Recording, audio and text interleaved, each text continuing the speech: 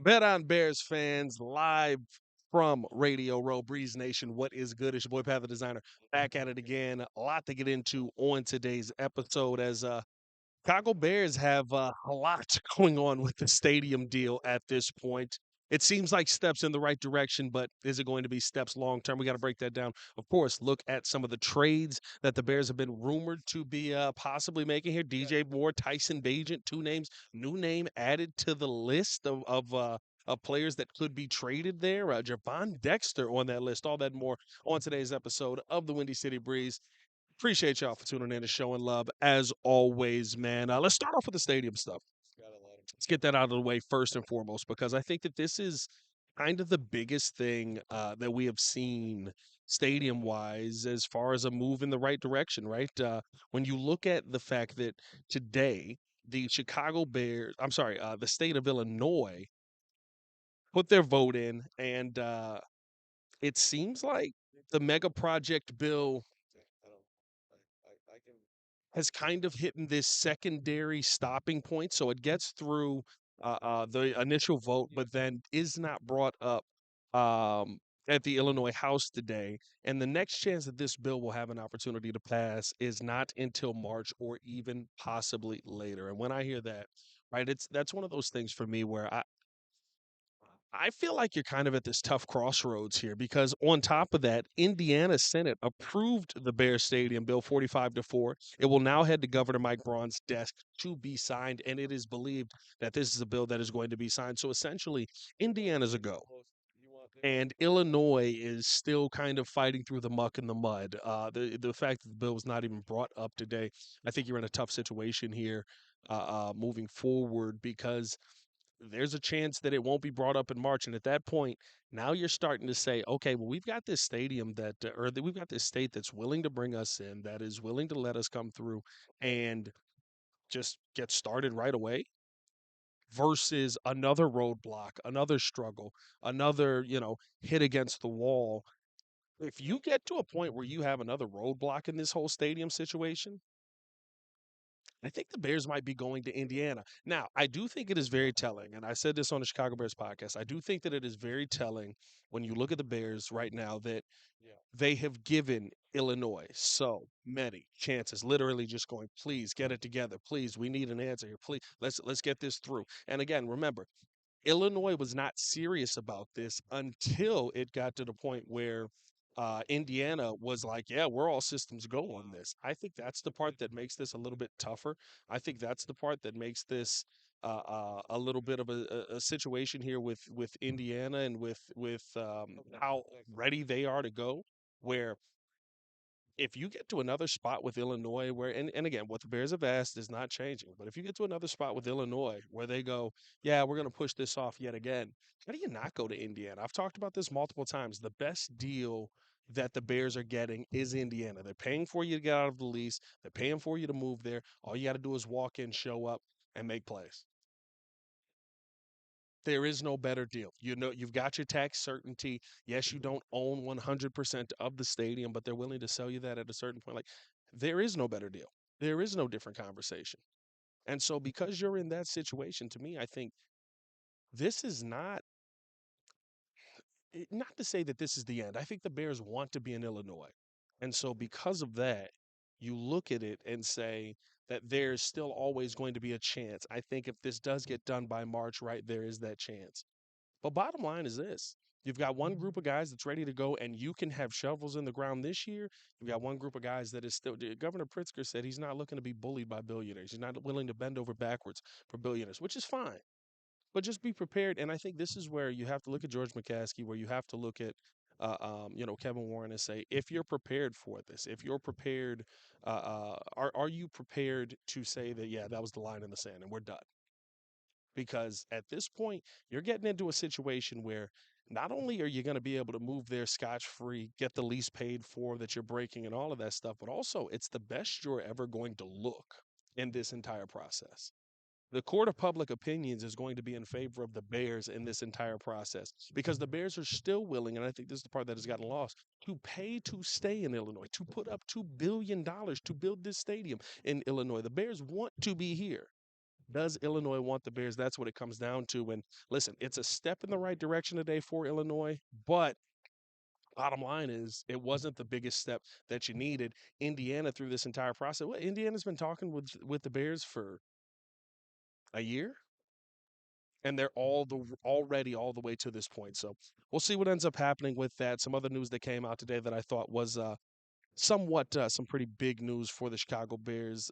The Javon Dexter calls that has been received. Jordan Schultz tweeted this out earlier in the day that teams have inquired with the Bears about trading for defensive tackle Javon Dexter as the free agent defensive tackle market and draft class are not deep. The 24-year-old started all 17 games last season and has 13 and a half career sacks and 42 quarterback hits. He's entering the final year of his rookie contract. So you've got a couple of different things that I think play into this, if we're being honest. Number one, when you're talking about Javon Dexter, is he a player that you feel is a long term player?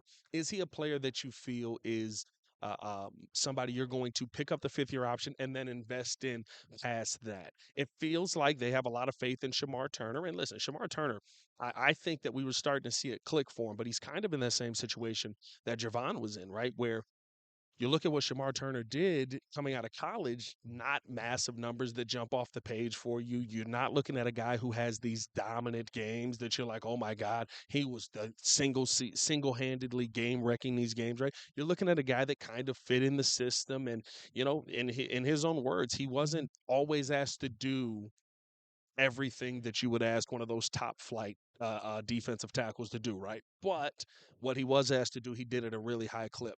That's fine, and I understand that, but that's a lot of faith to put in a young man that feels like is kind of the same as what you already have in Javon Dexter. And not saying that Javon Dexter is bad, but he's a guy, right? He's somebody who's a part of the rotation. He's somebody who when you're talking about, impact players, right? Like how often was Javon Dexter that major impact player? He wasn't a guy that dented the pocket. He wasn't a guy that was always around the quarterback. He wasn't a guy that was forcing play quarterbacks into the arms of Montez Sweat or into the arms of Dio Adangbo. Like he was a guy who, if you're going to trade somebody, perfect time to trade him. Now, what does get tough about this, and I wonder about, is the value around around Javon Dexter because of the trade deal that happened today with Tavondre Sweat, essentially going for a player that's kind of I guess if I'm calling it that, right, just a guy. Not a lot of value there. Are you talking about trading Javon Dexter at a lower value where you're talking about a 5th round pick, possibly a 6th round pick? Like,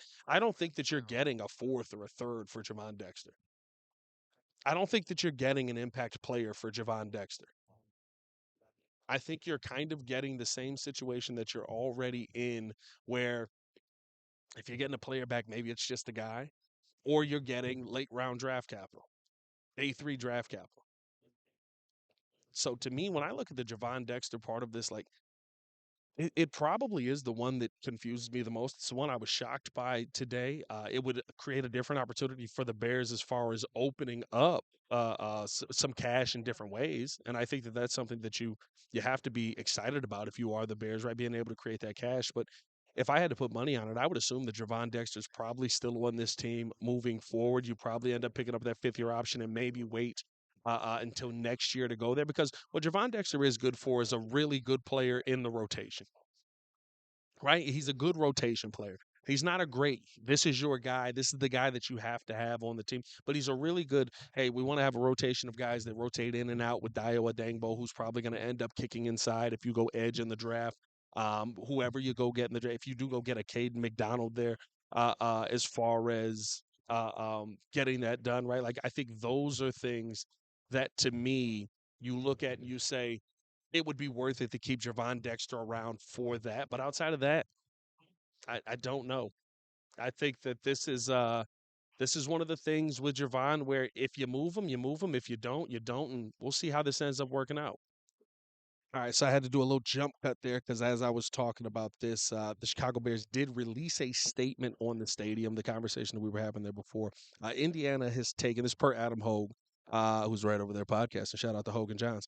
Said Indiana has taken important steps over the last few months, and we are grateful for the leadership reflected by Governor Braun signing SB 27, establishing the framework for a stadium development in Northwest Indiana. We continue to work on the necessary due diligence and appreciate the ongoing endorsement with Indiana state and local leaders. So, a statement from the Bears essentially that it seems like is, in favor of what Indiana is doing. Again, reaffirming, hey, like we love what they have going on over there. We love everything that they're doing for us here.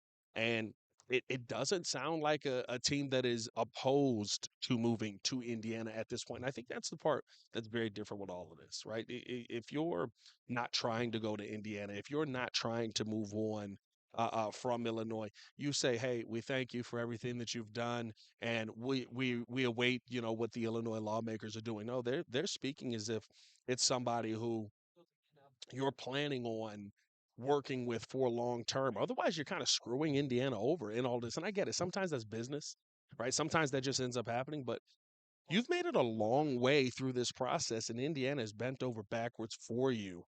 We'll see what ends up happening with that, but a little bit of an update on that before we get to this final topic. Hit that like button, subscribe to the page, leave a 5-star review. Y'all know what to do. So Jordan Schultz dropped this as well outside of the Javon Dexter news. By the way, let me know you guys' thoughts on let me know you guys' thoughts on Javon Dexter in the comments below. Do you think that that's somebody who is going to end up getting moved? Let me know you guys' thoughts in the comments below on the stadium deal. Do you think that Illinois still has a chance? I do think Illinois still has a chance. Clearly, George wants to be here. They have given Illinois every ample opportunity to go out there and try and get this thing done.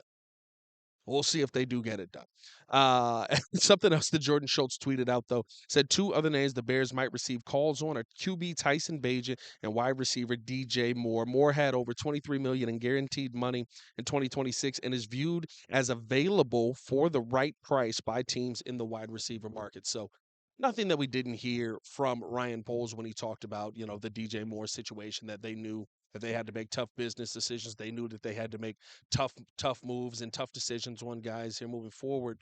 But the bottom line is like, what is the right deal? What is the right price? What are you going all in for with DJ Moore, right? Like, to me, if you're talking about a trade deal being done here, if you're talking, and I said this on the show before, you're going big money, right? Like, I don't think you move on from DJ Moore for a fifth round pick just to get the money off of the books. I don't think that he's that level of player. I don't think Ben Johnson thinks that he's that level of player. When Ben Johnson talked about DJ Moore, give me a second here.